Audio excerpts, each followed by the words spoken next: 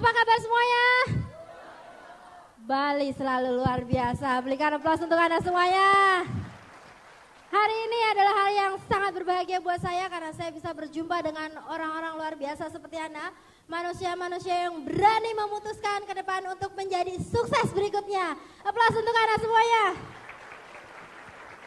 Baik Bapak Ibu, sebelumnya saya ingin mengucapkan terima kasih kepada support system kita, Unicorn, yang telah menyediakan acara Vision Seminar ini.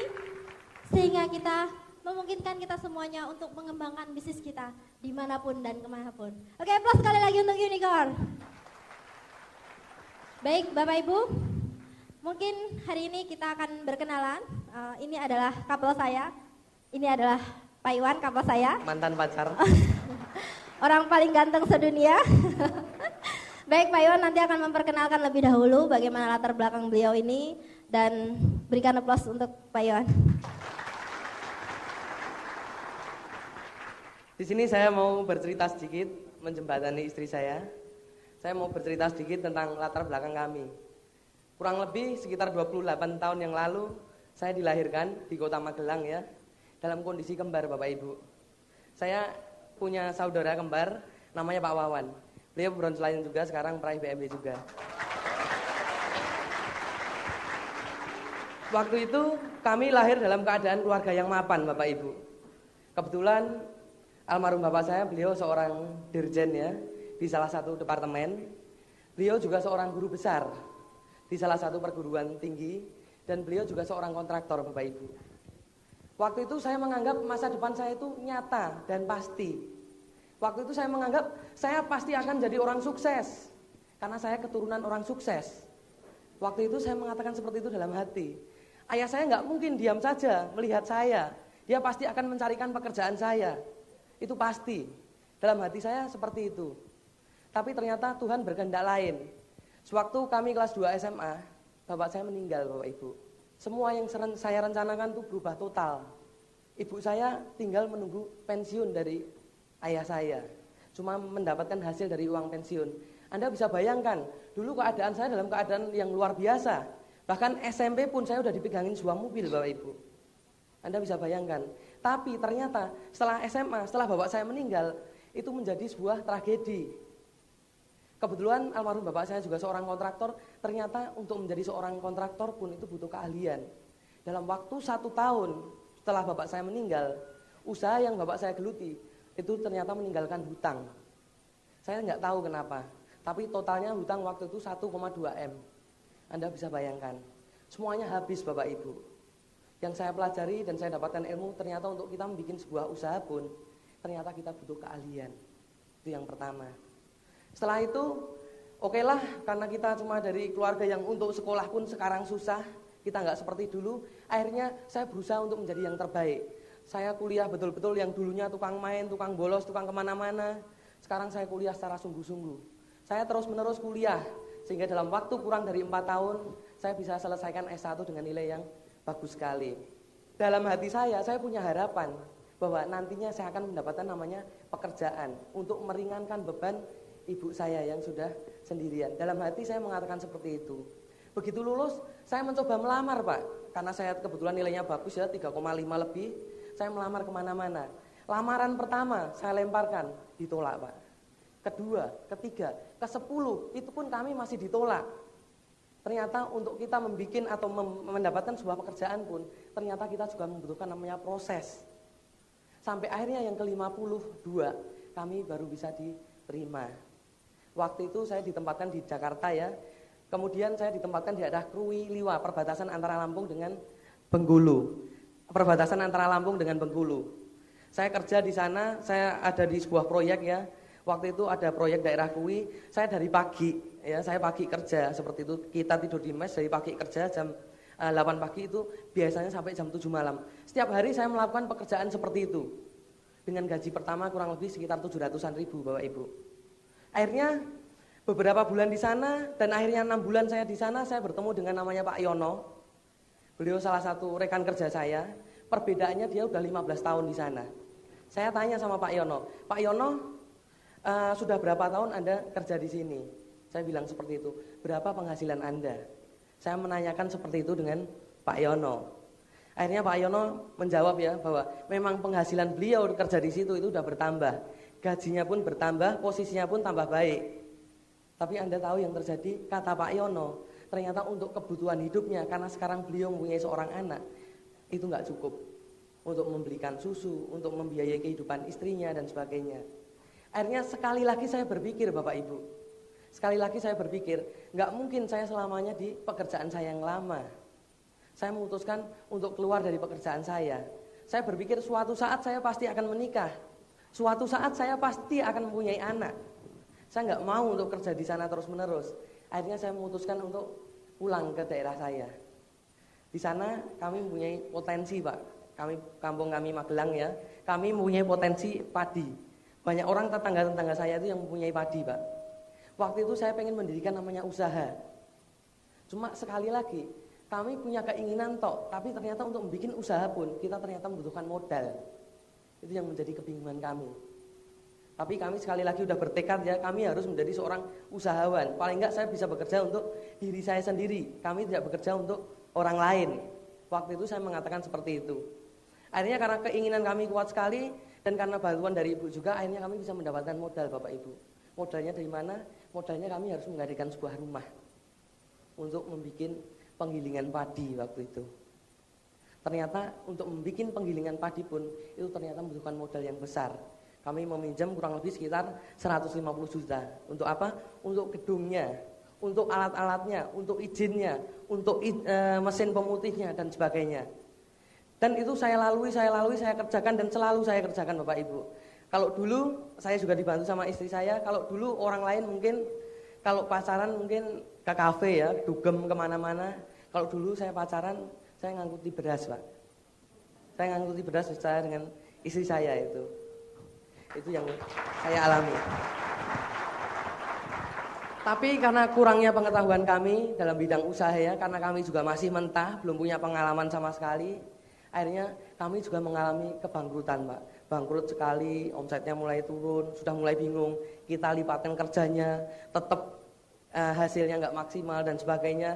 Dan di saat kita bingung, di saat kita ini akhirnya hari Minggu pun saya terpaksa kerja untuk mendapatkan namanya penghasilan, di mana itu sudah nggak bisa bertahan lagi. Akhirnya saya berdoa Bapak Ibu, ya Tuhan pertemukan kami dengan sebuah bisnis yang mungkin nantinya bisa merubah kehidupan kami maupun istri kami maupun anak-anak kami.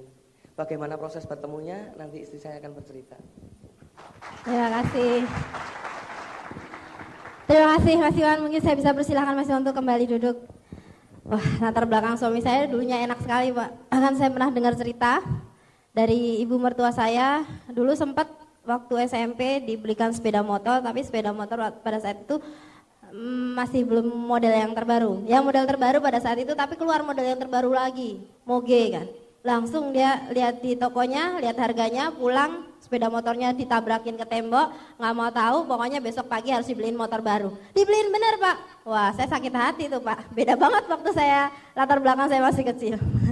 Baik Bapak Ibu, latar belakang saya 180 derajat berbeda dengan Pak Iwan. Kalau Pak Iwan kecilnya senang sekali, kalau saya kecilnya memilukan sekali. Tapi nggak masalah, yang penting kan sekarang dan masa depan.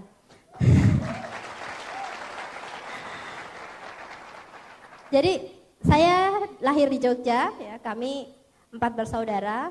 Ibu saya bekerja sebagai seorang penjahit pakaian wanita dan ayah saya pada saat itu pekerjaannya masih belum tetap. Ya, kita ada satu mobil, kadang-kadang ayah saya bawa wisata, jalan-jalan gitu ya, rentalkan mobilnya. Tapi kadang-kadang ayah saya juga jadi fotografer, mungkin ada manten atau ada acara keluarga apa, ya saya yang potretin semuanya. Jadi penghasilan ayah saya pada saat itu tergantung ada acara atau tidak. Nah, sebagian tulang punggung keluarga pada saat itu masih mengandalkan penghasilan dari jahitan ibu saya. Kami hidup keluarga kecil bahagia pada saat itu biasa-biasa saja. Sampai suatu hari ayah saya ternyata sudah menahan penyakitnya itu sudah bertahun-tahun. Ya, ayah saya menahan penyakitnya selama bertahun-tahun sampai satu titik pada saat itu ayah saya harus diopname selama 5 bulan di rumah sakit dan ternyata penyakitnya pada saat itu sirosis hepatis. Jadi kondisi heparnya ayah saya sudah tidak bisa diselamatkan lagi. Bapak Ibu bisa bayangkan 5 bulan di rumah sakit ya, dengan perawatan di ICU dan obat-obatan yang sangat mahal sekali, dan ibu saya hanya sebagai menjahit pakaian. Pada saat itu saya dan ketiga saudara saya, kami berempat di rumah sakit nggak ngerti apa-apa Pak. Umur saya belum genap 5 tahun, masih 4 tahun. Di rumah sakit taunya saya cuma bermain, ada ayunan, ada taman, kakak saya juga seperti itu. Sampai akhirnya Tuhan menghendaki ayah saya kembali ke hadapannya. Saya pun masih belum ngeh pada saat itu. Ya sudah, papa pergi gitu. Saya nggak berpikiran yang waduh ditinggal dan lain sebagainya. Saya belum merasa kehilangan pada saat itu. Hingga suatu hari saya melihat mobil tahu-tahu udah nggak ada di rumah. Ya, barang-barang tahu-tahu juga nggak ada di rumah. Belakangan saya ternyata barang-barang di rumah itu dijual untuk biaya rumah sakit. Bahkan yang terakhir saya tahu itu cincin kawin ibu saya harus dijual untuk menambah biaya rumah sakit. Saya juga belum masih ngeh seperti itu. Sampai pada saat saya TK waktu itu saya pergi sekolah musim hujan, pergi bareng-bareng teman. Saya TK dulu jalan kaki karena nggak seberapa jauh ya. Dengan teman-teman saya, tapi pulang hujan deras sekali Bapak Ibu. Pulang sekolah hujan deras sekali dan kita nggak ada yang pulang ya. Sudah menjadi kebiasaan, orang tua pasti akan menjemput anaknya dengan payung. Nah, saya dengan beberapa teman saya berdiri di depan pintu persis kita nunggu yang jemput siapa. Tahu-tahu ada orang datang bawa payung. Teman saya satu pulang, oh ya pulang duluan. Begitu seterusnya, sampai akhirnya tinggal 2 orang Bapak Ibu. Tinggal 2 orang, saya dan teman saya pada saat itu, teman dekat saya. Nah, dari kejauhan nampak seorang ayah yang datang membawa payung dan satu payung kecil. Anda tahu payung anak-anak itu lucu sekali ya. Ada gambar-gambarnya, ada bunga-bunganya, warna-warni lucu sekali. Nah dia datang, ternyata seorang bapak itu adalah ayah dari teman saya tadi. Oh saya mendekat, kemana? Semua orang udah habis, tinggal kami berdua. Dan hujan semakin lebatnya dan saya menunggu melihat jam kenapa saya tidak dijemput. Teman saya mulai pulang dan ayahnya menawarkan, ayo pulang bareng. Oh enggak, saya nunggu dijemput. Saya mengatakan seperti itu, saya nggak mau pulang bareng dengan teman saya tadi. Dan apa yang terjadi Bapak Ibu? Saya menunggu lama sekali nggak datang-datang dan pada saat itu saya mulai menangis. Kemana ayah saya? Kemana Bapak? Kenapa saya tidak dijemput dengan payungnya yang lucu tadi? Saya mulai kehilangan Bapak. Saya mulai kehilangan figur seorang ayah. Pada saat saya usia 4 tahun Bapak. Ternyata figur seorang ayah itu sangat-sangat sekali dibutuhkan oleh anaknya ketika ia membutuhkan. Satu persatu teman saya dijemput oleh orang tuanya dengan payung yang lucu. Satu persatu mereka pulang dan dirangkul oleh orang tuanya. Dan saya harus menunggu hujan deras sekali dan tidak satupun orang yang datang menjemput saya pada saat itu. Saya tahu ayah saya tidak mungkin bangkit dari kubur dan menjemput saya dengan payung yang lucu. Saya tahu pada saat itu benar-benar saya merasa kehilangan. Dan pada saat itu saya benar-benar sadar figur seorang ayah benar-benar sangat berarti bagi seorang anak. Saya pada saat itu berjanji bahwasanya ini kepahitan yang pertama yang saya alami di usia saya yang masih 4 tahun. Setelah hujan turun pun saya menapaki jalan yang masih basah dan saya tidak pedulikan. Dan saya tidak pernah menyalahkan ibu saya karena saya tahu ibu saya harus banting tulang, harus bekerja untuk bisa membiayai 4 orang anaknya. Ibu saya harus berperan sebagai ibu dan seorang ayah sekaligus menafkahi anak-anaknya. Satu kepahitan saya alami di usia 4 tahun. Dan kemudian waktu berlalu berjalan, pada saat saya SD, saya mulai kelas 3 SD, sudah bertekad untuk harus bisa mencari tambahan uang saku sendiri Bapak Ibu. Kelas 3 SD, saya harus bisa mencari uang tambahan sendiri. Pada saat itu, saya mulai mengumpulkan kain-kain bekas jahitan ibu saya. Ya. Saya ngikutin gimana cara jahitnya, saya bikin kantong-kantong kecil. Ya, kantong untuk uang logam. Saya bikin banyak sekali. Dan ketika pergi sekolah pada saat itu pagi-pagi kembali hujan deras Bapak Ibu. Saya harus pergi ke sekolah. Dan saya tetap pergi sekolah dengan payung saya sendiri. Saya pergi ke sekolah menapaki jalan. Tapi apa yang terjadi Bapak Ibu? Pada saat itu saya punya sepatu. Sepatu saya solnya sudah sangat tipis. Di mana sol yang satunya lagi bukan hanya sekedar tipis, tapi juga sudah berlubang Bapak Ibu. Dan ketika saya pakai sepatu itu, air hujan tuh masuk ke dalam sepatu saya, masuk ke dalam kaos kaki saya, meresap sampai ke dalam. Saya berjalan pada saat itu hujan-hujan dan kaki saya tergenang dengan air, airnya masuk sampai ke dalam. Saya terus berjalan. Bapak Ibu bisa bayangin, Pada saat itu saya bukan tidak mau meminta sepatu oleh ibu saya. Saya takut sekali meminta sesuatu. Saya tidak mau merepotkan ibu saya pada saat itu. Saya tahu untuk membayar sekolah keempat anaknya saja, ibu saya sudah mulai berat pada saat itu. Saya tapaki hujan yang sangat deras, kaki-kaki mungil saya pada saat itu mulai berjalan, akhirnya sampai sekolahan. Dan saya bertahan. Apa yang terjadi Bapak Ibu? Kaki saya sudah tidak bisa digerakkan lagi karena saya kram kedinginan pada saat itu. Saya pada saat itu bersumpah bahwa suatu hari nanti saya tidak akan pernah lagi menderita hanya karena saya tidak bisa membeli sepatu. Saya bersumpah saya pasti akan sukses dan anak saya tidak akan menderita. Saya bersumpah kalau hari ini saya merasakan kaki saya tidak bisa digerakkan, esok harinya saya tidak mau anak saya ataupun keluarga saya merasakan hal yang sama. Janji pertama saya ucapkan pada saat saya kelas 3 SD. Saya benar-benar sudah dendam sekali dengan keterbatasan, dendam sekali dengan kemiskinan. Saya harus sukses di usia tua nanti. Dan akhirnya Bapak Ibu, saya bukan hanya sekedar menjual kantong koin ke sekolahan, tapi dengan keempat saudara saya, setiap pulang sekolah kita buka jendela di belakang rumah, kita jualan es Bapak Ibu. Ibu saya nggak pernah menyuruh, tapi kita berinisiatif. Pada saat itu kita jual es Prambos, lumayan uangnya kita kumpulin, kita jual kepada teman-teman di sekitar dan kita punya uang saku tambahan. Karena prinsip kita adalah kita nggak mau repotin orang tua. Nah suatu hari pada saat itu, saya juga masih kecil, pada saat itu saya ingat sekali. Pada saat itu masih musim minuman yang baru keluar dari pabriknya, yaitu minuman Sprite. Pada saat itu satu botol kecilnya harganya Rp300 ya, satu botol kecil. Nah, kalau kita minta sama ibu mungkin dibelikan, tapi prinsip kita berempat adalah kita tidak mau merepotkan ibu. Cukup ibu bisa membiayai sekolah kami sudah sangat bahagia sekali.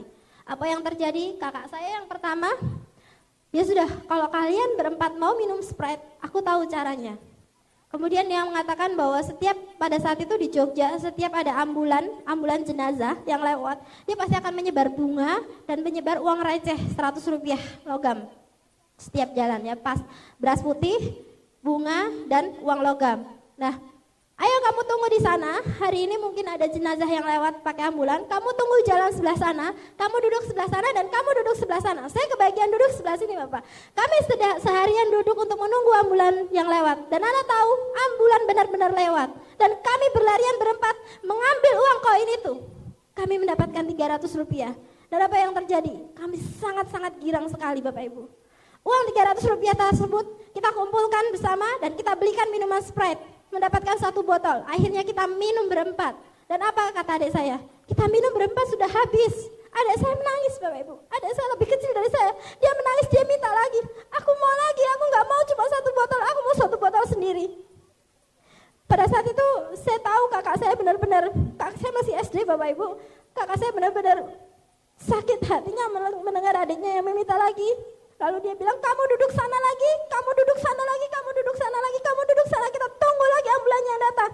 Dan Bapak Ibu, sampai sore hari tidak ada ambulan yang datang. Saya harus bahagiakan adik saya nggak mau hidup menderita. Saya harus berikan yang terbaik untuk adik saya.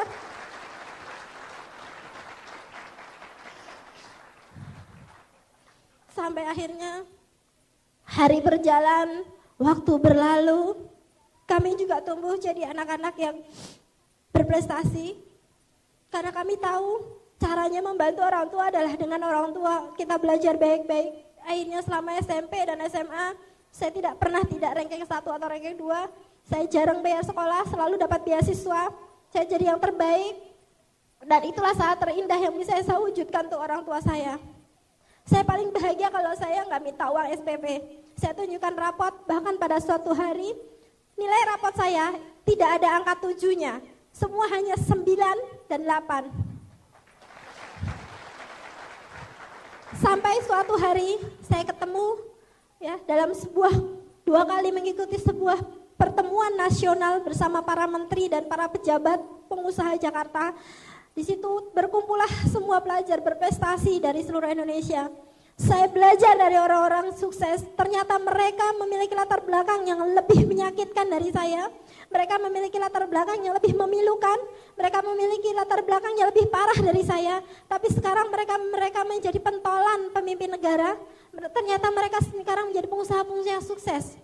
Pelajaran yang saya ambil pada saat itu adalah penderitaan yang Tuhan berikan kepada saya pada saat saya masih kecil adalah kerikil tajam, adalah obat penguat jiwa untuk kita sukses di kemudian hari.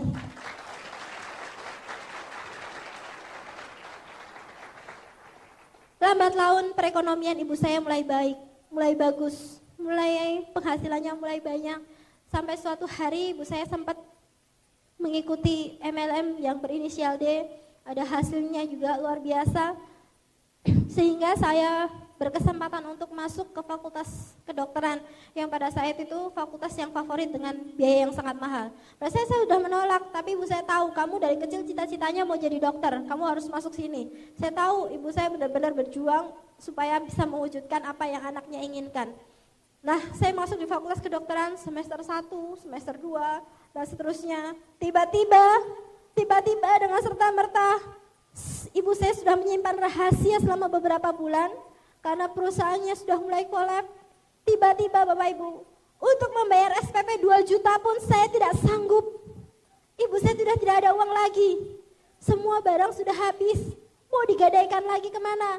Satu-satunya barang yang dimiliki adalah sepeda motor Honda Prima tahun 91. Kita gadaikan BPKB-nya supaya motornya bisa dibuat bergantian saya dan adik saya pada saat itu.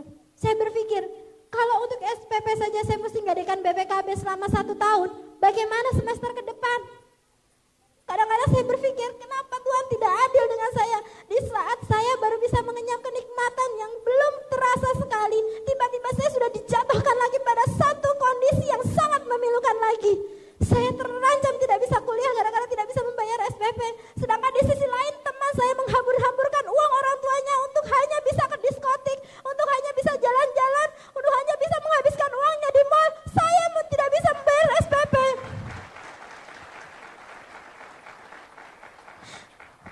Tapi saya hanya bisa berdoa pada saat itu, Tuhan berikan benar-benar cobaan kepada saya. Saya berharap ini adalah obat penguat jiwa. Pada suatu hari nanti Tuhan tolong saya berikan satu kesuksesan yang bukan hanya saya yang sukses, tapi saya harus bisa membawa ribuan bahkan jutaan orang lain untuk sukses juga. Saya bersumpah, Tuhan, kalau saya sukses, saya sadar bukan saya sendiri yang menderita. Di belakang saya sana ada banyak sekali anak jalanan, ada banyak sekali anak yatim piatu yang juga menderita sama seperti saya. Berikan kekuatan kepada saya untuk bisa menjadi sukses dan mengangkat mereka untuk sukses. Saya tidak mau sukses sendirian, saya tidak mau bahagia sendirian. Saya mau sukses bersama ribuan orang lainnya. Dan Bapak Ibu, ternyata doa-doa saya setiap malam didengar Tuhan. Dan akhirnya kami dipertemukan dengan seseorang yang tidak pernah saya kenal. Bapak Ibu bisa bayangkan, seseorang yang tidak pernah saya kenal ternyata memberikan berkah melalui bisnis ini. Nah, latar belakang saya melihat ibu saya yang pernah menjalankan bisnis MLM. Jadi saya tidak suka sekali dengan bisnis MLM. Jadi saya orang yang paling negatif di keluarga dengan bisnis MLM. Kenapa? Karena saya lihat ibu saya gagal di bisnis tersebut. Berarti kalau misalnya saya jalankan di bisnis tersebut tidak jauh beda. Saya akan mengalami hal yang sama, baru senang sedikit sudah gagal lagi. Baru punya uang sebentar sudah nanti bangkrut lagi. Wah, kacau kalau seperti itu. Sampai pada suatu hari, pada saat itu saya dengan Pak Iwan masih bisnis beras ya, tapi kondisi keuangan pada saat itu kacau sekali. Ya, beras mulai nggak laku ya, dan lain sebagainya. Ada seseorang yang datang, ya pada saat itu mendatangi melalui perantara ibu saya, tapi ibu saya memberitahukan pada saya, bangun, ini adalah perusahaan gila. Perusahaan gila bagi-bagi mobil secara gratis. Jadi apalagi pasti MLM lagi deh, kerjaan ibu-ibu nggak punya kerjaan saya pikirnya. Nah, ya saya cuma nurutin apa kata mama saya, setel VCD pada saat itu ada VCD Berlin, pembagian 80 BMW secara free di Berlin. Dan saya cuma lihat VCD tersebut dan saya cuma tanya, siapa yang dapat BMW, gimana syaratnya? Ini bisnis gila. Katanya nih, kalau kita jalanin bisnis ini, pada saat posisi tertentu kita bisa dapat BMW. Pada saat itu posisi Silver Lion, siapapun, kapanpun, dimanapun pasti dapat luxury car secara gratis. Dan bisnis ini itu pada awalnya kita tidak perlu belanja setiap bulan. Jadi cukup kita bermodalkan 2 juta, mau melakukan pembelanjaan 2 juta, dan kita jalankan bisnis ini, dan bonusnya luar biasa sekali. Prosentase bonus tertinggi yang pernah saya lihat pada saat itu. Nah, saya cuma wah ini bisnis gila juga ya. Nah saya lihat VCD itu, wah ini dia jalan yang selama ini saya cari. Ini dia yang saya mau saat ini. Doa-doa saya sudah dikabulkan oleh Tuhan melalui bisnis ini. Nah, dengan semangat 45 itulah saya nelfon Pak Iwan. Pada saat itu Pak Iwan masih, kita belum menikah ya, Pak Iwan masih kuliah di S2. Selesai kuliahnya dari jam 6 malam sampai jam 10 malam. Saya paksa, Mas mesti datang ke rumah. Ini ada bisnis gila-gilaan. Kita akan menjadi orang kaya raya dan sukses di kedepannya. Lah, dengan semangat 45, Mas Iwan datang dan lihat ini bisnis gila-gilaan, membagikan BMW secara gratis. Dan pada saat itu beliau langsung bilang gini, hati-hati kamu ketipu lagi kayak mamamu. Wah, langsung saya bilang, ketipu lagi? Enggak mungkin, ini bisnis besar. Itu di VCD cuma miniatur. Itu cuma miniatur, bisa aja bohong-bohongan. Saya ngotot aja, kalau misalnya bohong-bohongan, konferensi internasional hanya untuk ngebohongin orang, modalnya banyak untuk bohong. Mendingan gak usah adain konferensi internasional, cuma dipotret mobil asli. Nah, Pak Iwan pada saat itu masih gengsi, saya S2 suruh MLM. Lulusan terbaik suruh MLM, lah daripada kita usaha beras bangkrut terus. Pada saat itu jika saya tidak yakin dan jika saya pada saat itu tidak ngotot, mungkin kami tidak menjalankan bisnis ini. Kenapa? Karena saya ngotot. Wah, akhirnya Pak Iwan bilang, ya sudahlah jalanin aja, kalau memang kamu sudah yakin, ya udah jalanin aja. Akhirnya saya mulai menjalankan bisnis ini bersama Pak Iwan juga. Beliau juga mulai terbuka karena satu buku, dalam buku Robert Kiyosaki, ternyata seminggu setelah itu dikupas di kampusnya. Jadi ada satu pelajaran tentang bagaimana kita memiliki passive income. Untung buku itu dimasuk dalam kampusnya Mas Iwan. Kalau enggak mungkin kacau. Nah Bapak Ibu, apa yang terjadi? Pada saat itu saya belum ketemu dengan seseorang tersebut. Yang saya tahu adalah yang menjalankan bisnis MLM pada waktu-waktu itu di Jogja itu ya tidak jauh beda dari ibu-ibu yang tidak punya kerjaan.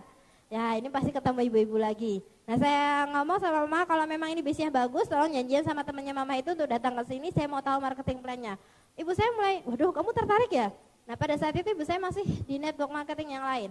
Nah ketertarikan saya itu melebihi ketertarikan ibu saya, sehingga saya pinjam handphonenya ibu saya untuk buat janji.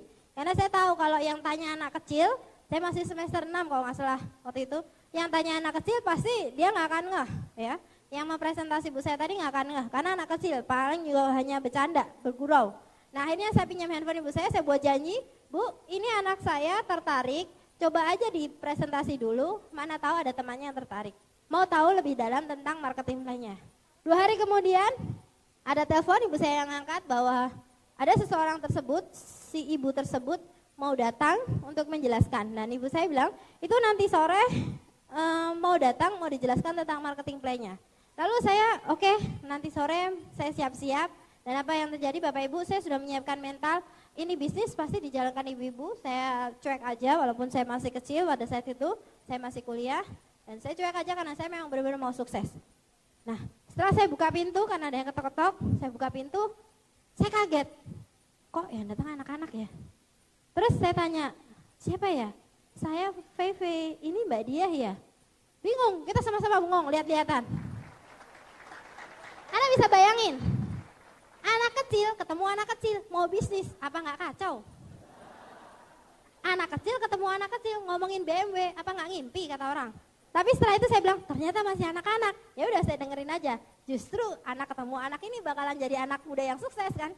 Nah, setelah saya dijelaskan tentang bisnis ini oleh Ibu Feve pada saat itu, orang yang tidak pernah saya kenal, ya langsung saya mengatakan seperti ini. Oke Bu, kalau saya tertarik bagaimana cara menjalankannya? Oh besok saya mau pulang ke Bandung, jadi ini saya tinggalin alat bantu. Baru tahu, baru tertarik sudah ditinggal ke Bandung. Terus saya bilang, oke kalau Ibu mau ke Bandung, saya tolong dibantu presentasi 1 kali saja. supaya saya melihat dan mencontoh bagaimana caranya untuk melakukan presentasi kepada orang lain. Malam ini saya akan membuat nama-nama teman saya yang akan saya undang besok pagi. Dan itu kejadiannya jam 11 malam.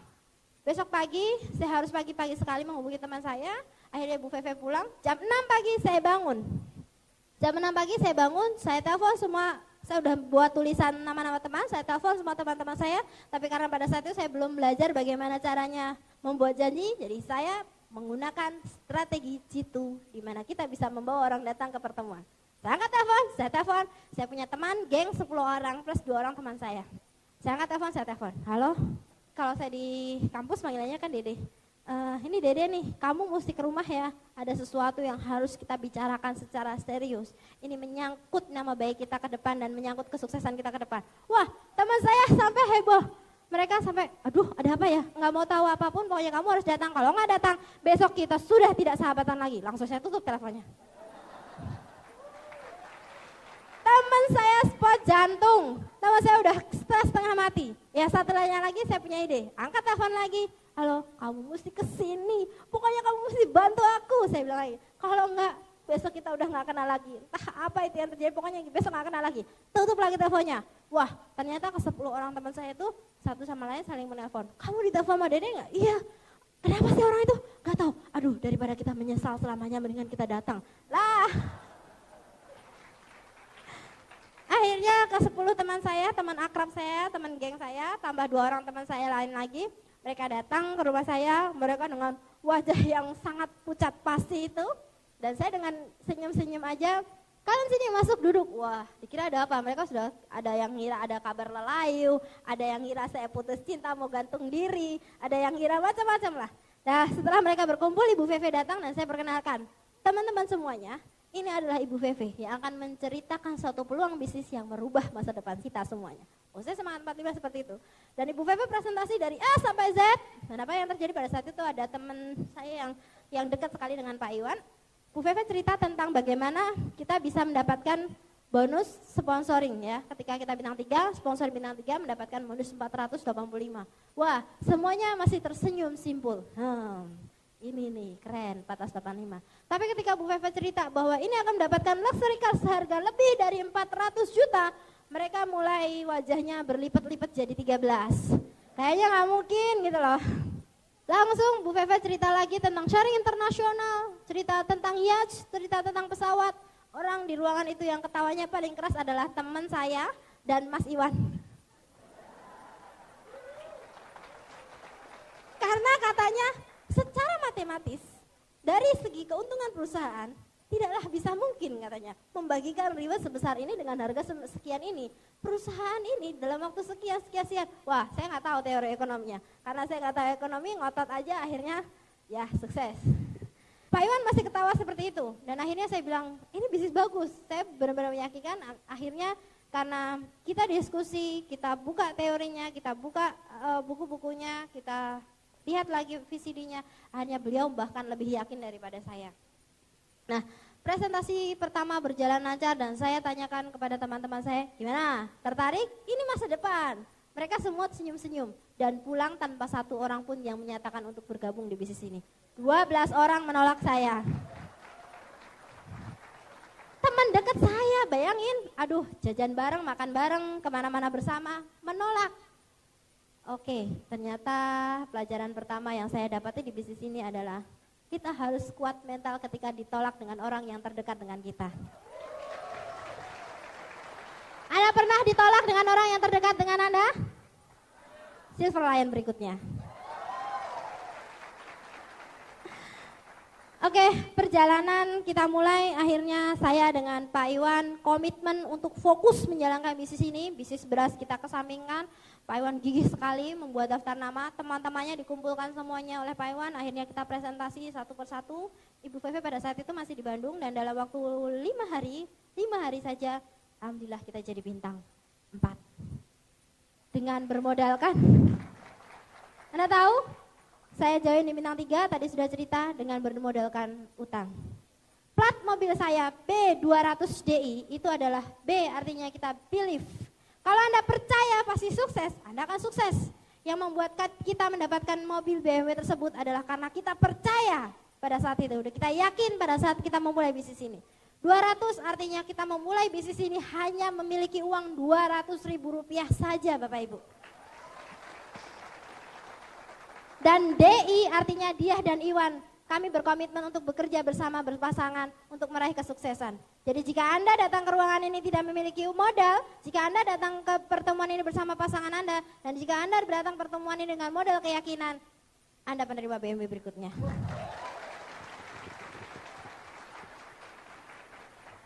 Perjuangan dimulai. Pada saat awal-awal kami menjalankan bisnis ini Bapak Ibu, yang kita mulai adalah kita presentasi keluarga dulu.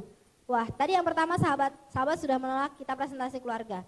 Keluarga kita presentasi, apa yang terjadi Bapak Ibu? Yang paling pertama kali kita presentasi saudara kembarnya Mas Iwan yaitu Pak Wawan. Pada saat kita presentasi, wah dia mengeluarkan 1001 jurus penolakan.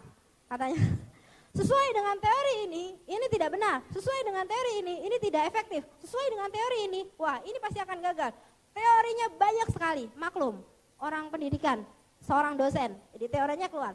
Wah, dengan tidak merendahkan Anda jika hari ini Anda seorang dosen. Tapi ternyata Bapak Ibu, akhirnya dia join juga tuh. Dia join. Tapi ternyata joinnya bukan karena sadar Bapak Ibu. Kurang ajar juga. Dia mengatakan, ya gimana ya Mas Iwan sama Mbak Dia sudah terlalu sering presentasi saya, cuma kasihan aja lah. Jadi saya join. Gak apa-apa, keluarga join dengan alasan kasihan. Yang penting ke depan dia mesti harus kita rubah lagi paradigmanya. Nah, ketika kita mulai gencar-gencarnya menjalankan bisnis ini, ayo kamu harus segera bintang 5. Kamu harus fokus jalankan bisnis ini. Ayo presentasi, saya temani. Mana daftar namanya? Pak Iwan mengatakan seperti itu dengan Pak Wawan. Apa yang terjadi? Pak Wawan bilang, nanti dulu, saya masih ngantuk. Waduh, Anda kalau tahu hari-harinya Pak Wawan di masa lalunya, itu bangun tidur, makan, terus nonton India. Semua artis India dia kenal, sampai artis yang paling terkenal, sampai artis yang paling pelosok dia kenal. Semua film India dia tahu. Kenapa? Dulu latar belakangnya ngajar, makan, tidur India, makan, tidur India, makan, tidur India. Begitu seterusnya. Waduh, payah nih. Ketika kita ngajak presentasi dia marah-marah. Suka-suka aku, ini aku mau makan dulu, aku mau tidur dulu, aku mau India dulu. Ngeyelnya setengah mati Bapak Ibu. Anda punya dolan yang ngeyel? Tapi akhirnya dalam waktu beberapa tahun saja, Bapak Wawan, saudara kembar Mas Iwan, menjadi jaringan terbesar kami dan menerima reward BMW. Seorang yang latar belakangnya ngeyel, yang latar belakangnya penuh dengan teoritis, seorang yang latar belakangnya hanya tidur, makan, dan India, melalui berantara bisnis ini dia bisa berubah dan menjadi bronze lion di bisnis ini. Nah, pada saat memulai bisnis ini, akhirnya setelah 1 bulanan, kita baru dipertemukan dengan Pak Luis. Pak Luis pada saat itu sibuk sekali, Pak Luis datang dan Bu Feve nelpon, ini Pak Luis akan datang. Saya belum pernah ketemu dengan Pak Luis, aduh deg-degan juga bertemu dengan orang yang peringkatnya paling tinggi se-Jawa Barat waktu itu. Se-Jawa Barat waktu itu ya. Nah, wah gimana caranya? Pokoknya kita harus persiapkan, kita harus memanfaatkan momen ini sehingga kita memiliki bisnis meledak. Nah, saya dengan Pak Iwan ini membuat tulisan seperti leaflet, pamflet, open plan, presentasi bisnis yang luar biasa, bikin kata-kata seperti itu. Pembicaranya adalah Luis Tendean, mahasiswa peraih pada saat itu udah meraih BMW dan lain sebagainya ya. Penghasilan luar biasa. Kita tempel Pak dari kampus 1, kampus mana-mana kita tempelin. Kita gimana caranya kita bisa mengundang pada saat itu. Nah, apa yang terjadi Bapak Ibu ketika Pak Luis datang ke Jogja dan pada saat itu kita OPP memakai garasi kecilnya rumah Mas Iwan pada saat itu dan garasinya pun lecek habis ya. Hitam di sana, kita siasati. Karena kita nggak ngecat, gimana kalau yang hitam-hitam itu kita tutup pakai kata-kata, wah ini luar biasa, kita ambil kertas, kita tulisi. Orang sukses adalah orang yang berani gagal, tempel. Sehingga nanti nggak ada alasan orang yang kita undang. Orang sukses adalah orang yang gagal dan bangun lagi. Ketika Anda mau sukses, Anda harus membayar harganya dengan Anda mau berjuang keras. Raihlah kesuksesan demi orang-orang yang Anda cintai. Kita tempel-tempel keliling. Jadi ketika prospek kita datang, oh iya juga ya, sukses harus gagal dulu. Oh iya juga ya, harus berani ditolak orang. Oh iya juga ya, bekerja keras dengan orang yang kita cintai. Padahal itu alasan untuk nutupin tembok yang hitam. Kursi sudah dipasang rapi Bapak Ibu. Kursi sudah dipasang rapi. Pada saat itu Pak Luis datang. Gimana, sudah mengundang? Oh sudah Pak, luar biasa. Pengumuman saya umumkan di mana-mana Pak. Oke. Ternyata Bapak Ibu, dari sekian banyak pengumuman yang kita sebar, dari sekian banyak ini, ternyata yang hadir hanya 2 orang. 2 orang saja Pak. Waduh, saya malunya setengah mati dengan Pak Luis. Saya cerita, Pak saya udah berusaha, ya saya tahu beginilah bisnis ini. Kamu harus fokus jalankan bisnis ini sekalipun hanya 2-3 orang yang datang. Nah, yang membuat saya benar-benar terbuka adalah pada saat Pak Luis membawakan materinya, presentasinya, hanya 2 orang Pak, 2 orang itu, 2 orang. Dia presentasi luar biasa. Bapak Ibu, ini bisnis yang luar biasa. Anda bisa merubah nasib Anda melalui bisnis ini. Tiansi Internasional, bla bla bla bla. Pak Luis ceritanya luar biasa, antusias setengah mati. Sampai tetangga saya keluar dari jendela, saya bilang, "Misi Bu." Tetangga saya keluar semua ngeliatin dari jendela. Ya, ngeliatin dari jendela. Saya undang nggak mau ya, suka sendiri dia ngeliatin dari jendela. Sampai saking antusiasnya Pak Luis presentasi pada saat itu, kucing aja kalau lewat, dia nengok gini, siapa itu teriak-teriak. Kucing lewat nengok Pak. Saking vulkanonya Pak Luis pada saat itu, gencar-gencarnya Pak Luis presentasi. Wah, pelajaran pertama yang saya terima dari bisnis ini adalah antusias.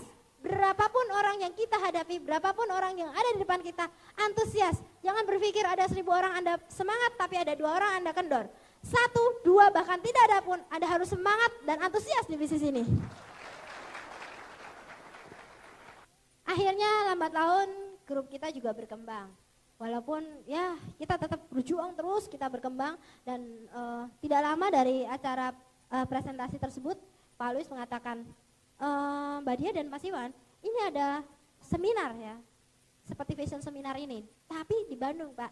Zaman dulu kita nggak punya acara seperti ini di Jogja. Jadi Pak Luis bilang, ini momentum yang sangat baik, kalau mau jaringannya berkembang dengan baik, kalau mau meledak dalam waktu yang cepat, kalau mau menjadi yang terbesar di Jogja, harus datang ke acara ini di Bandung. Terus, iya Pak, nanti insya Allah saya dengan Mas Iwan akan datang. Bu Feve bilang, jangan Mbak Dia sama Mas Iwan tok yang datang, bawa rombongan dengan bis. Wah, saya kaget setengah mati suruh bawa rombongan dari bis. Grup aja bisa dihitung pakai jari, suruh bawa bis. Belum lagi sewa bisnya. Pada saat itu saya berpikir, aduh Ibu Feve ini keterlaluan, jaringan masih baru disuruh bawa bis. Siapa coba yang kita ajak? Habis itu bayarnya berapa lagi mereka? Kan kasihan suruh keluarin uang. Tapi karena beliau memfollow up pertemuan tersebut, saya berpikir, seorang upline tidak mungkin menyengsarakan donanya. Seorang upline memaksa kita, tapi kita merasa itu adalah paksaan, berarti kita belum sampai levelnya. Berarti ada sesuatu yang indah dari pertemuan tersebut. Ya sudah, Pak Iwan memutuskan, benar kata Bu Feve dan Pak Luis, kita harus berangkat satu rombongan. Akhirnya kita sewa bis kecil, kemudian beberapa dari donan kita, beberapa dari prospek kita. Saya juga ngomong yang sama, ini peluang, kapan lagi kita hadir di pertemuan seperti ini? Anda harus hadir. Waduh, saya tidak punya uang. Investasikan uang Anda hanya sedikit untuk mengikuti seminar ini dan masa depan Anda akan berubah. Pak Iwan mengatakan seperti itu dengan dolan-dolan, dengan beberapa prospek, akhirnya bis itu pun bisa terpenuhi, kita berangkat ke Bandung. Kita berangkat ke Bandung dan apa yang terjadi? Kita melihat seminar seperti ini, kita merasa akan sangat sekali menyesal kalau kita tidak membawa rombongan. Sangat menyesal kalau kita datang ke vision seminar hanya seorang diri. Dan pada saat itu Bapak Ibu, pulang dari vision seminar ke Jogja, grup kami benar-benar meledak. Pada saat itu posisi saya bintang 5 dengan current omset bulan tersebut sampai 107 juta. Bapak Ibu bisa bayangin, hanya karena season seminar. Jadi kalau Anda yang ada di ruangan ini, Anda datang dengan ngedrumel, Anda datang dengan tangannya digembok sama upline-nya, ditarik, Anda disuruh datang, dipaksa untuk duduk di paling depan sendiri, Anda silver lion berikutnya.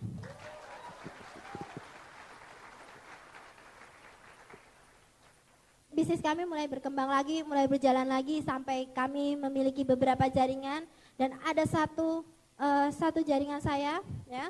Di situ teman dari temannya Pak Iwan ya.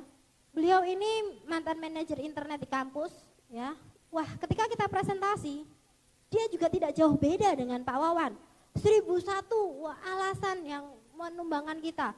Teorinya keluar. Menurut buku ini. Wah, segala macam jurus dia keluarkan. Dan saya mengatakan, kebetulan Pak Wawan, saudara kembarnya Mas Iwan, itu juga anak S2, MM juga.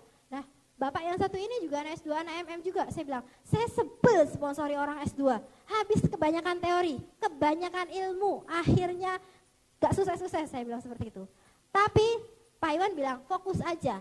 Orang yang ngeyel, orang yang keras, orang yang benar-benar banyak alasan, kalau dia sudah terbuka, ngeyelnya itu akan berubah ke ngeyel positif. Ngeyel harus naik peringkat, keras harus naik peringkat. Ya. Atas, kata orang Jawa kan atas, keras harus naik peringkat, kekeh, ngotot harus naik peringkat. Sekarang dia ngotot menolak kita balik dia jadi ngotot harus jadi bintang 8. Akhirnya kita bina beliau, dan Bapak Ibu, beliau yang tadinya ngotot dan penuh teori tersebut, sekarang menjadi Bronze Lion penerima BMW Malaysia, Bapak Erika Bagus. Dan Bapak Ibu, perjalanan kami kita mulai lagi sampai akhirnya saya ketemu dengan downline dari Pak Iwan sendiri. Pada saat itu, wah ini downline, ini prospek yang paling baik hati Bapak Ibu. Prospek yang ketika presentasi dia selalu tersenyum. Prospek yang ketika presentasi dia selalu seperti itu. Ini prospek baik hati sekali. Coba saya temukan 1000 prospek kayak gini luar biasa. Saya nggak akan gagal terus di lapangan. Nah, prospek ini mengatakan, wah ya oke, Pak Iwan, ini bisnis luar biasa. Terakhir bahkan dia sangat semangat menutup pertemuan kami, dia yang menyemangati kita yang mempresentasi. Baik Pak Iwan, saya akan sukses juga dengan Tiansi. Saya akan pulang, saya akan ambil uang, dan besok pagi saya akan bergabung di Bintang 3. Dia mengatakan seperti itu Bapak Ibu. Dan apa yang terjadi? Belakangan saya tahu si orang tersebut pulang ke kosnya, dia lupa diri Pak. Tadi mengatakan besok saya akan pulang ambil uangnya dan besok pagi akan join Bintang 3. Ketika buka kamarnya ternyata apa Bapak Ibu? Ketika dia berjalan menuju kamar kosnya dia berpikir, saya akan jual aset saya yang ada di kamar dan saya akan join di bisnis ini dan pasti saya akan sukses dan membeli yang lebih bagus lagi. Ketika dia buka kamarnya dia lupa diri. Yang ada di kamar kosnya pada saat itu hanya 1 lembar kasur dan TV hitam putih konselir. Langsung apa yang terjadi Bapak Ibu, si orang itu terduduk termenung. Ternyata saya benar-benar miskin sebagai mahasiswa. Untuk bergabung Bintang 3 aja, gak ada yang bisa digadaikan dari harta saya katanya. Dan di tengah termenungnya dia berpikir, dia berangan-angan dia harus Bintang 8 secepatnya. Dan Bapak Ibu, mungkin Tuhan menjawab doanya. Tiba-tiba tengah malam temannya tergopoh-gopoh mengetuk-ketuk pintunya. Diketuk-ketuk pintunya dan akhirnya dibukain. Dan dia bertanya, si teman tersebut bertanya, tolong beritahu saya bagaimana caranya menggadaikan sepeda motor ini. Wah, dia langsung kaget. Berapa kamu mau gadaikan? Saya cuma butuh 1,5 juta. Oh, saya bantu. Kamu gadaikan aja 3,5 juta. Yang 2 juta saya pinjam.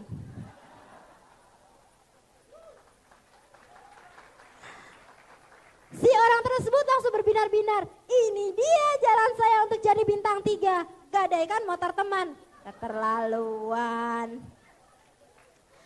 Terus buat apa? Buat bisnis bagus, luar biasa. Langsung si orang yang punya motor di presentasi, kita gadaikan lebih tinggi lagi. Kamu juga join di bawah saya Bintang 3. Kita sukses, motornya akan keluar dalam waktu cepat. Kurang ajar juga nih orang.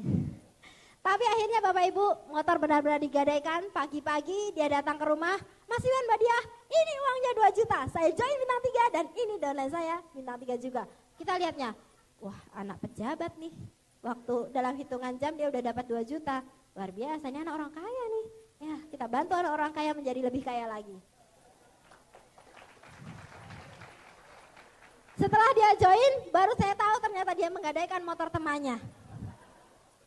Akhirnya kami berdua punya tanggung jawab moral bagaimana caranya harus membuat orang itu benar-benar sukses. Motor keluar dalam hanya waktu kurang dari 1 bulan. Harus benar-benar sukses. Dan apa yang terjadi, si orang ini saking semangat 45-nya Bapak Ibu. Orangnya sopan sekali Bapak Ibu, tapi satu persatu teman yang dibawanya ketok-ketok pintu rumah. Mas Iwan Mbak Diah, ini adalah teman saya, sudah saya identifikasi perusahaannya, ingin berkenalan dengan Mas Iwan dan Mbak Diah.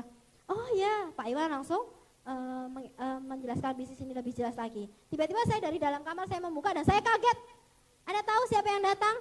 Yang datang adalah orang yang bertubuh tinggi, besar, anting-antingnya 15. celana jeansnya sudah robek, tatoannya dari ujung tangan sini sampai ujung tangan sini, kumisnya tebal dan dia senyumnya. Saya bilang, penjahat dari mana kamu dapat? Ternyata si orang tadi, orang yang tinggi besar kekar tadi, mantan pemimpin geng yang biasa ngompas di pinggir jalan. Tukang mabuk, suka minum minuman keras. Aduh, ampun deh, kenapa manusia seperti ini yang dibawa ke rumah saya? Saya sampai bilang, tarik Mas Iwan, Mas tolong dong dilihatin, orang seperti itu dibawa ke rumah saya. Gak apa-apa, kata Pak Iwan, itu juga orang mau berubah, gak boleh pandang bulu. Sekalipun penjahat kalau mau jadi bintang 8 kita bantu dia. Tapi kan bahaya. Kenapa? Coba perhatiin apa yang di ruang tamu nanti kalau hilang itu. Pak Iwan bilang, kamu gak boleh negatif thinking, di bisnis ini mengajarkan kita untuk bagaimana berpikir positif. Akhirnya hari pertama dia bawa pemimpin preman. Hari berikutnya pemimpin premannya lagi bawa anak buah premannya. Saya pikir kacau nih jaringan preman semuanya ini. Tiba-tiba satu hari dia datang bawa orang baik-baik, Pak. Datang bawa orang baik-baik, kurus, hitam, kecil. Dan dia mengatakan seperti ini, wah ini baru orang benar dia bawa. Terus, iya Mas Iwan Badia, saya ingin juga seperti Anda, katanya.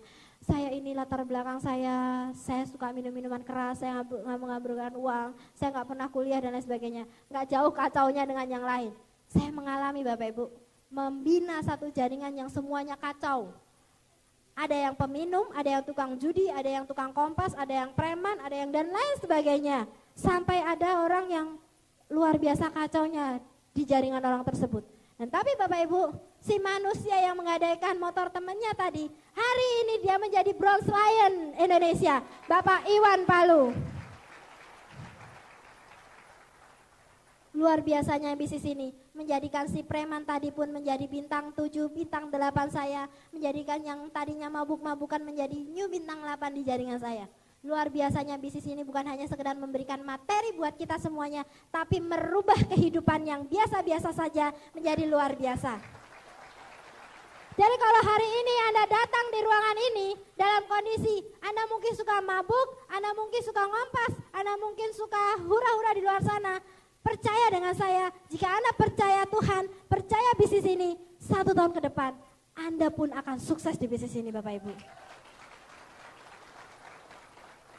Nah, perjalanan demi perjalanan kami lalui hingga suatu hari kami menemukan di jaringan mama saya seseorang yang, wah, kalau tadi saya ketemu dengan jaringan yang serba menegangkan, sekarang saya ketemu dengan jaringan yang serba luar biasa damai.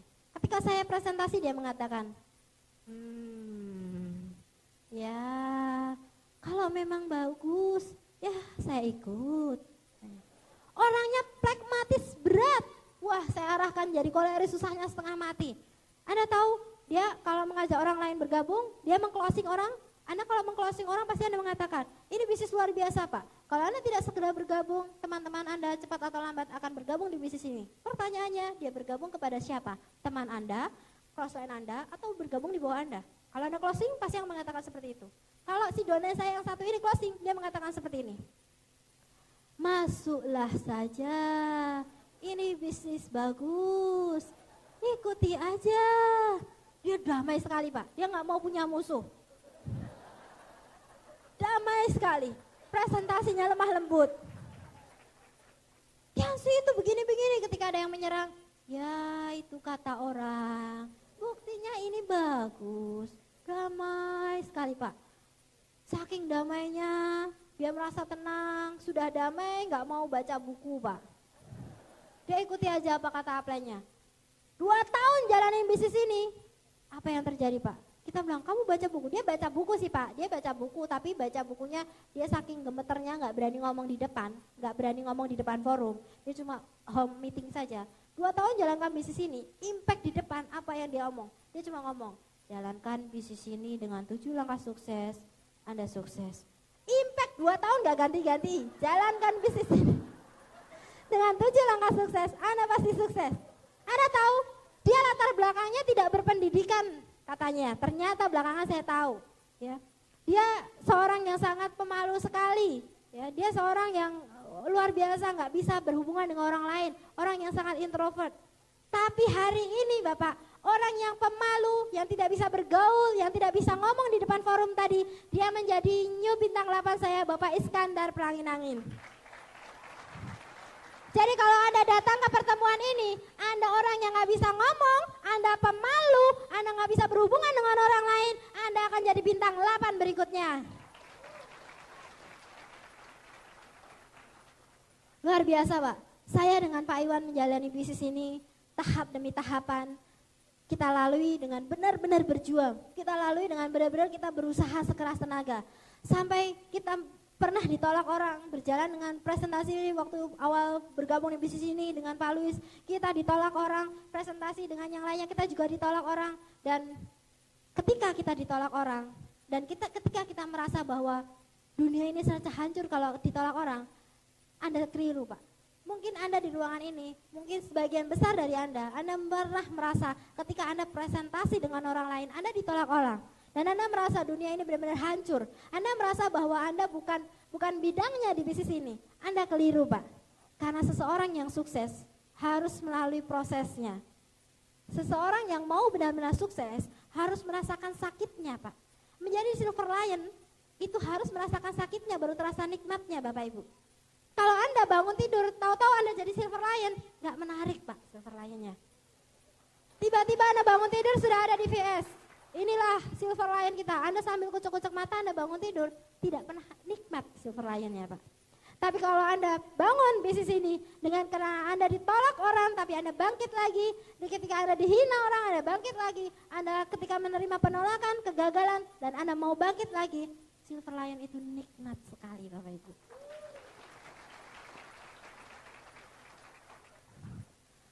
Dan Paul Hana mengatakan dalam bukunya bahwa orang yang menolak kita adalah bukan orang menolak kita, tetapi karena dia kekurangan informasi.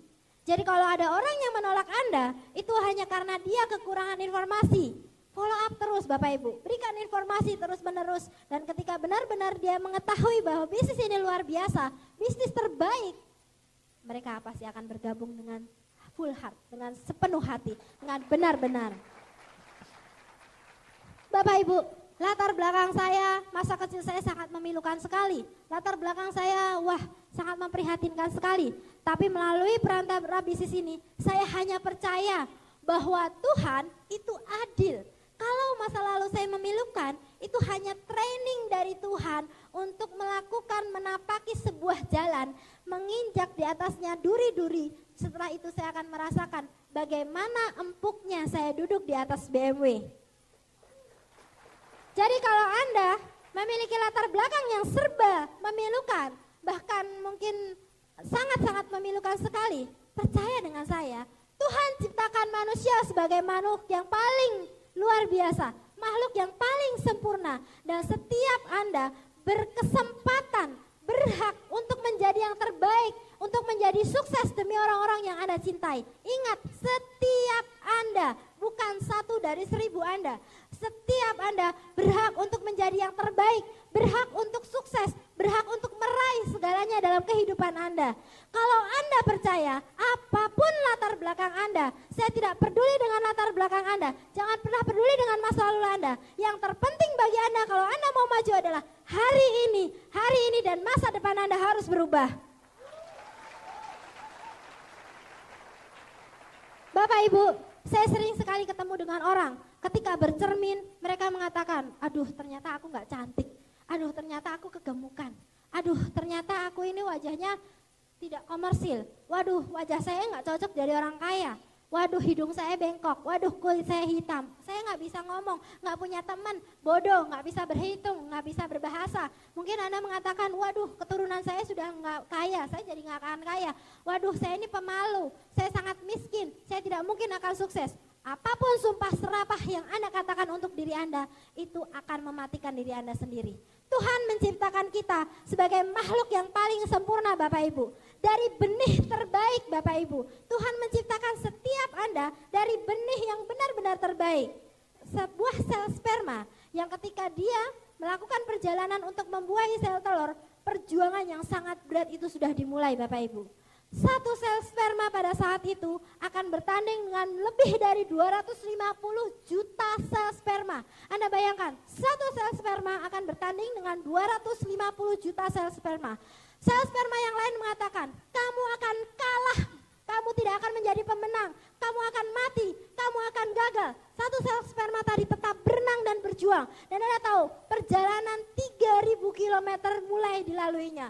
Semua mengatakan, kamu pasti kalah, kamu tidak bisa, kamu tidak cocok. Dia tetap berenang dan tidak pernah mendengarkan apa kata sebelahnya, apa kata orang di sampingnya, apa kata siapapun yang ada di depan dan di belakangnya. Dia tidak peduli di sampingnya mati, dia tidak peduli di sampingnya berhenti, mungkin di depannya mencemooh dan menghalanginya. Dia tidak pernah peduli. Satu sel sperma tadi benar-benar berenang, hingga sampai setengah perjalanan Bapak Ibu. Dari 250 juta tadi hanya tinggal 30% saja. Tapi dia tidak putus asa, dia berjuang terus. Satu yang menjadi modal hidupnya, dia percaya, dia pasti bisa, dia berjuang terus.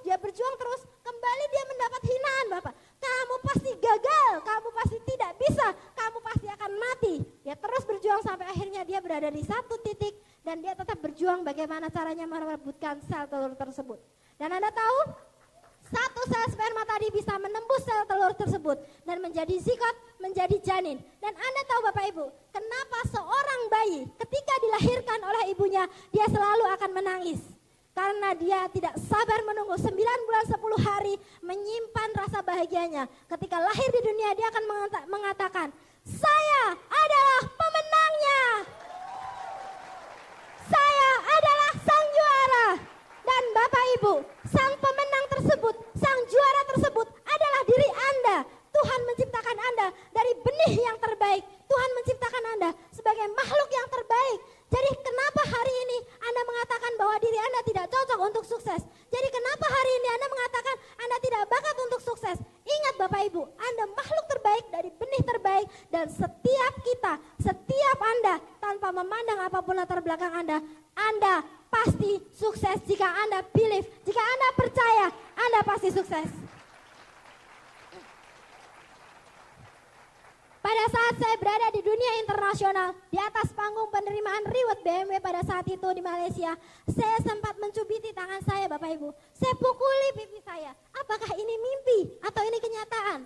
Yang terjadi pada saat itu saya berada di panggung internasional mewakili Indonesia. Pada saat itu saya sebagai distributor termuda membawa 2 orang downline saya sekaligus berada di samping saya sama-sama menerima reward BMW. Saya nyaris tidak percaya.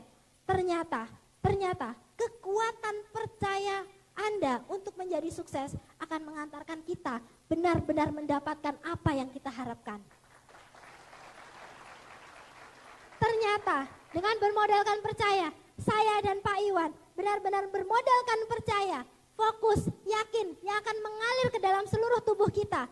Karena Bapak Ibu, ternyata Pak Iwan pernah mengajarkan pada saya bahwa kekuatan percaya, kekuatan keyakinan itu akan merubah segalanya Bapak Ibu.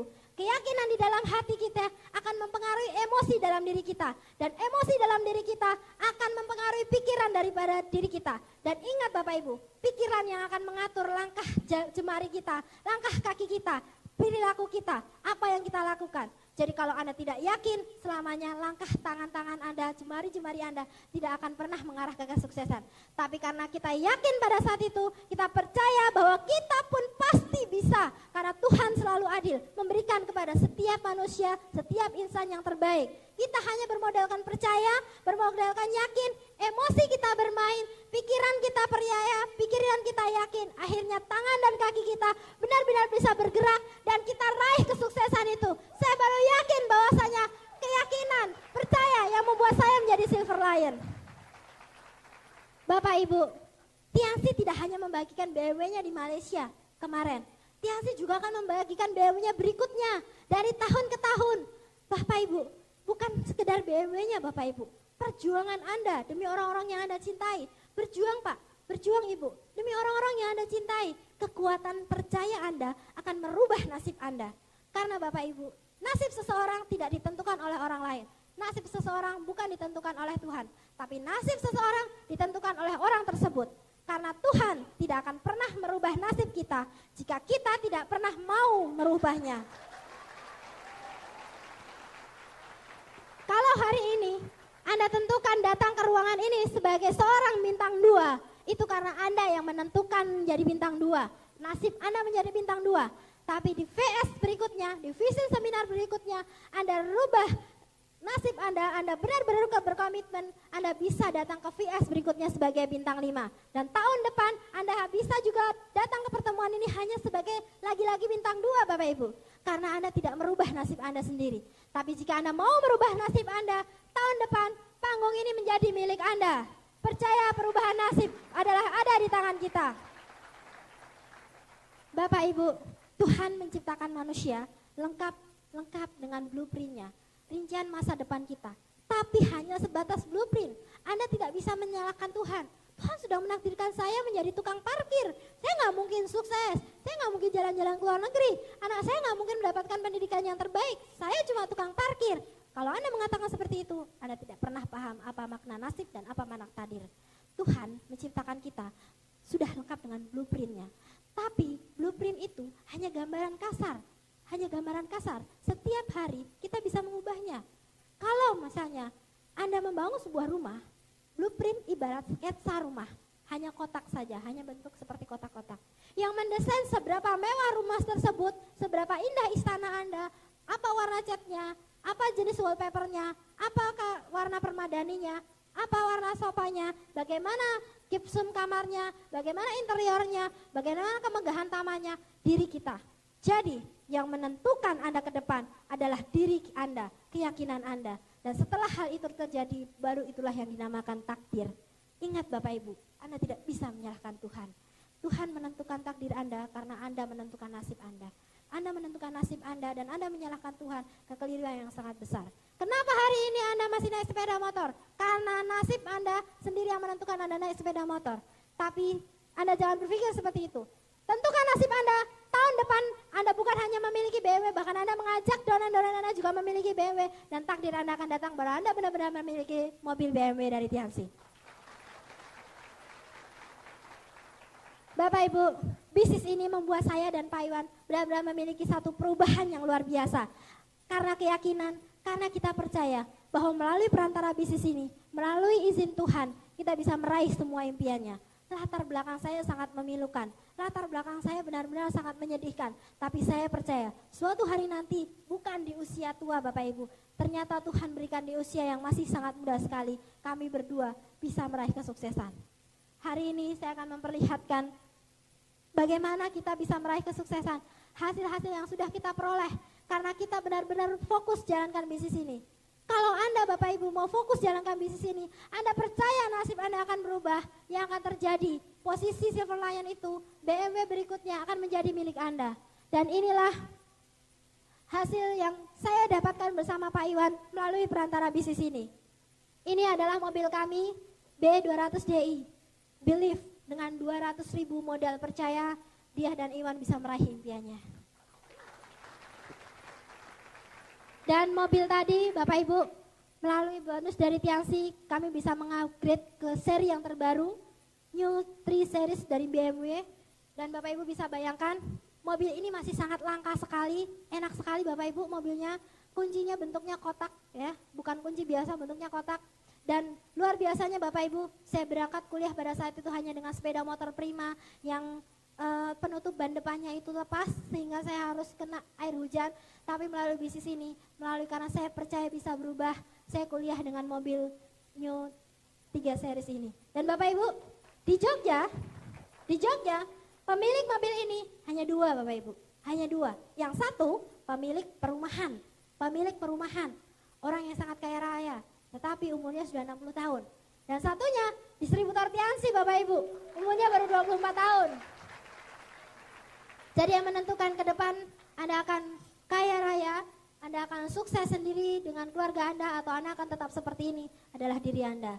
Tiansi sudah memberikan jalannya Bapak Ibu. Bapak Ibu, hasil dari Tiansi bukan hanya sekedar materi yang berlebihan Bapak Ibu. Saya pernah merasakan pada saat saya masih kecil, bagaimana saya tidak bisa membeli sebuah mainan. Pada saat itu mainan penguin, jadi jembatan penguin.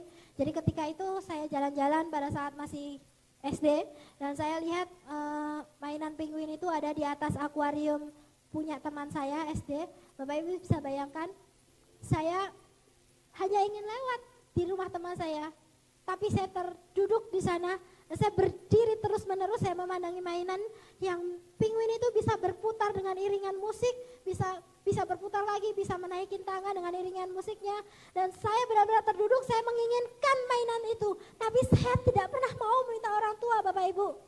Saya benar-benar ingin sekali memiliki impian itu. Saya benar-benar memiliki mainan yang lucu sekali, tapi saya tidak mungkin minta ibu saya pada saat itu. Saya hanya bisa mengepalkan tangan dan menangis. Saya ingin sekali. Bapak Ibu bisa bayangkan, bukan hanya saya, anak-anak di luar sana banyak sekali yang menangis karena menginginkan mainan yang lucu-lucu, Bapak Ibu. Mainan yang sangat indah. Melalui bisnis ini, Anda bisa merangkul anak jalanan, Anda bisa mendatangi panti-panti asuhan, memberikan mainan yang terbaik untuk anak-anak itu. Mereka itu generasi bangsa kita, Bapak Ibu. Anda bisa katakan mereka bukan anak kita. Anda bisa katakan mereka bukan keluarga kita. Tapi Tuhan membuat anak-anak yatim itu, membuat untuk Anda mau peduli dengan mereka. Ulurkan tangan Anda, Bapak Ibu. Saya begitu bahagia ketika saya bisa sukses di bisnis ini. Saya bisa berbahagia bersama anak-anak panti di setiap bulannya. Anda bisa lihat tempat tidur seperti ini yang mereka ada. Mereka tidak peduli empuknya kasur. Mereka tidak pernah merasakan indahnya tidur di tempat tidur yang paling baik. Jalankan bisnis ini untuk anak-anak di luar sana, Bapak Ibu. Jalankan bisnis ini untuk generasi Indonesia, Bapak Ibu. Demi orang-orang di luar sana, Bapak Ibu. Dan Anda bisa berbagi dengan mereka. Hari ini bagaimana mungkin Anda akan berbagi kalau piring Anda sendiri masih kosong? Berbagilah dengan mereka, dengan fokus percaya bahwa Anda pasti sukses, bahwa Tuhan karuniakan rezeki yang berlimpah untuk Anda bisa bagikan kepada anak-anak yatim di luar sana. Bapak Ibu, itu foto saya dengan Pak Iwan. Dulu sejak pacaran kami gak pernah jalan-jalan bareng. Yang kami tahu adalah fokus bagaimana kita bisa sukses, bagaimana kita bisa terlepas dari permasalahan ekonomi. Bapak Ibu, mungkin hari ini Anda datang belum dengan pasangan Anda, tapi percaya suatu hari nanti Anda pasti akan bersama pasangan Anda. Bapak Ibu, bagi Anda yang sudah menikah, ingatkah janji Anda kepada Tuhan untuk membahagiakan pasangan hidup Anda? Janji Anda kepada Tuhan untuk selalu bersama, menerima kelebihan dan kekurangan pasangan hidup Anda, untuk selalu membahagiakan pasangan hidup Anda.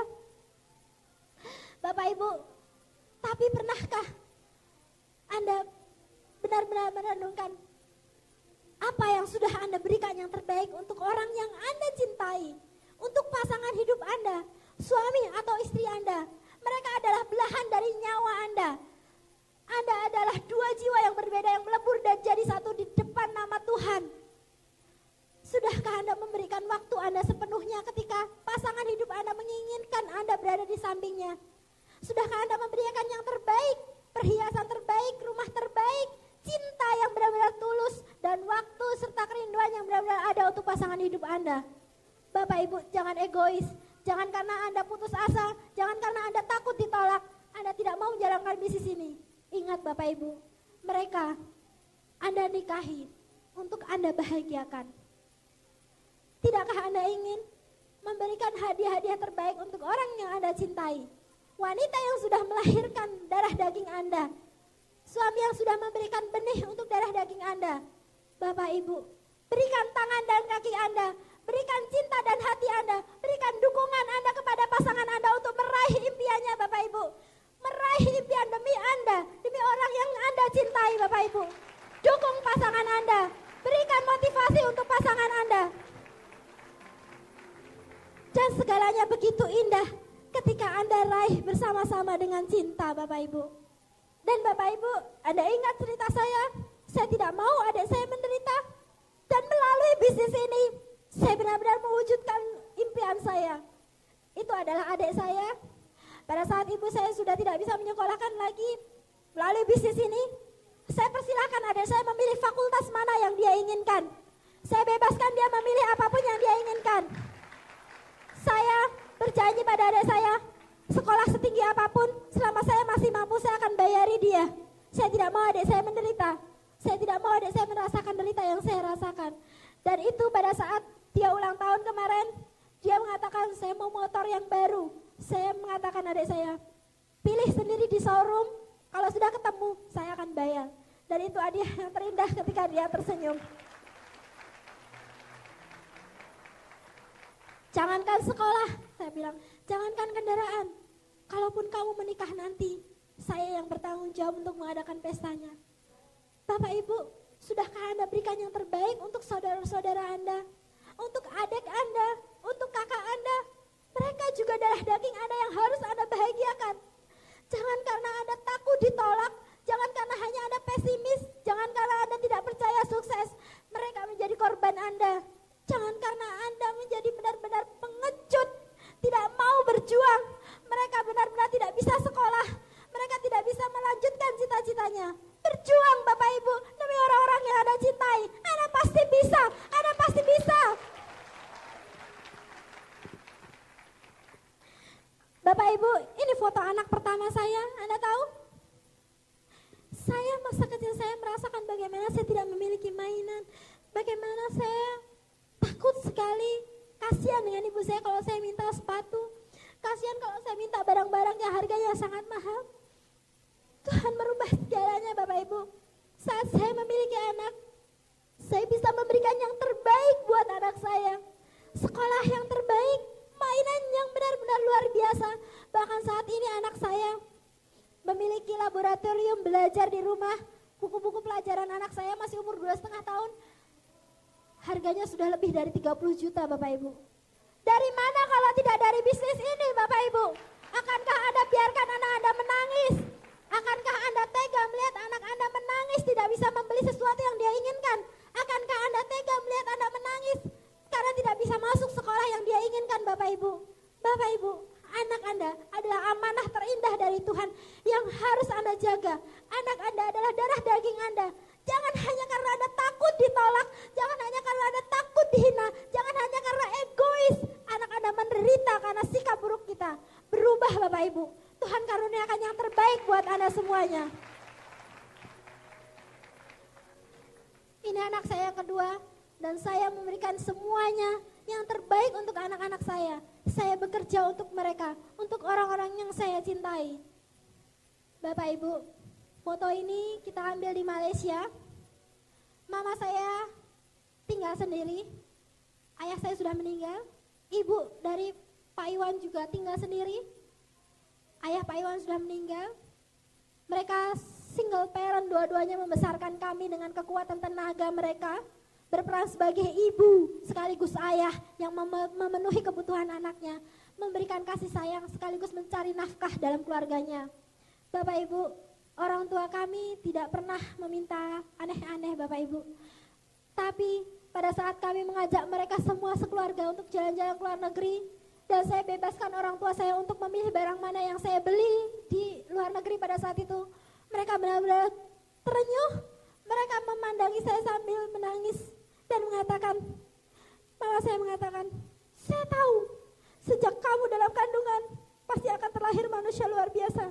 Saya tahu kamu adalah anugerah terindah yang Tuhan berikan untuk saya. Kata-kata itu tidak bisa dibayar. Senyum orang tua kita tidak bisa dibayar dengan uang berapapun Bapak Ibu. Dan saya percaya semua dari Anda pasti ingin sekali membahagiakan orang tua Anda. Berjuanglah melalui bisnis ini. Anda punya upline yang akan membantu, Anda punya unicorn yang pasti menemani Anda, dan Tiansi sebagai jalan sukses Anda.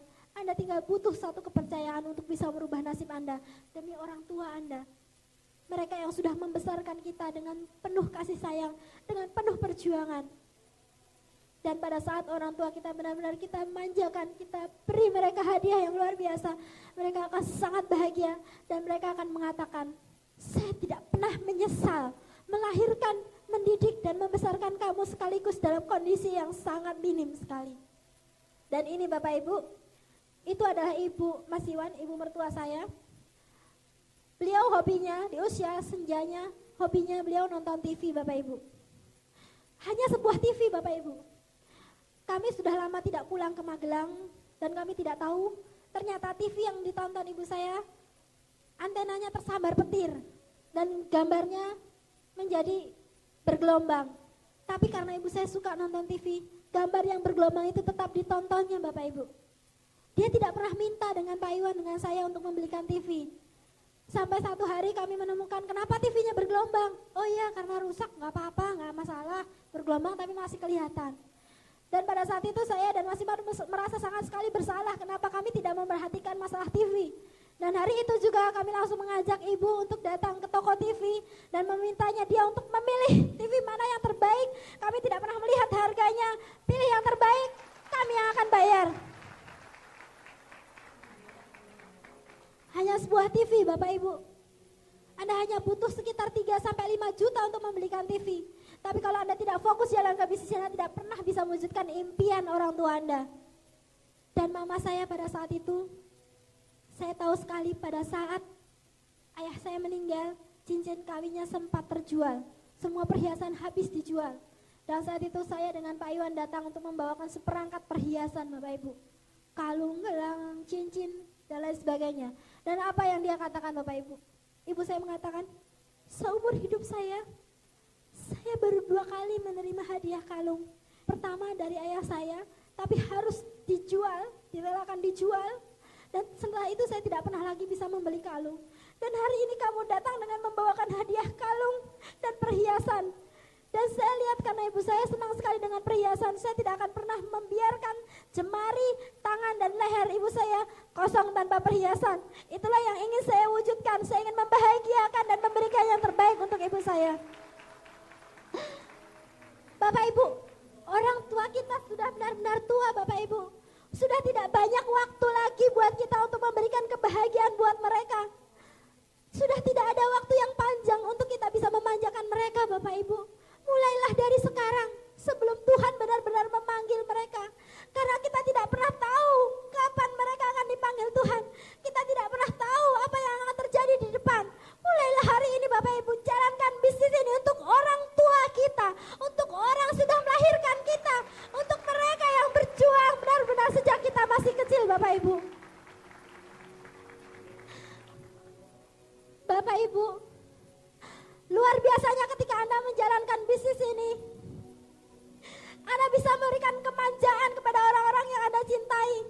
Anda bisa berikan yang terbaik bukan hanya sekedar kepada adik Anda, istri atau suami Anda, anak Anda, orang tua Anda, tapi Anda bisa berikan yang terbaik kepada orang-orang cacat di luar sana, kepada anak yatim piatu di luar sana, kepada bangsa ini. Andalah yang bertanggung jawab untuk merubahnya Bapak Ibu. Dan jika Anda ingin perubahan yang besar dalam diri Anda, perubahan yang besar dalam dunia ini, mulailah berubah diri Anda sendiri. Mulailah berubah Bapak Ibu. Anda semuanya adalah manusia luar biasa. Diciptakan Tuhan dari benih yang terbaik. Anda semuanya berpotensi untuk menjadi sukses Bapak Ibu. Dan jika Anda ingin merubah hidup Anda, rubahlah dari sekarang. Jangan menunggu besok. Rubah dari sekarang dan akan Anda menjadi silver lion berikutnya. Sukses untuk Anda semuanya.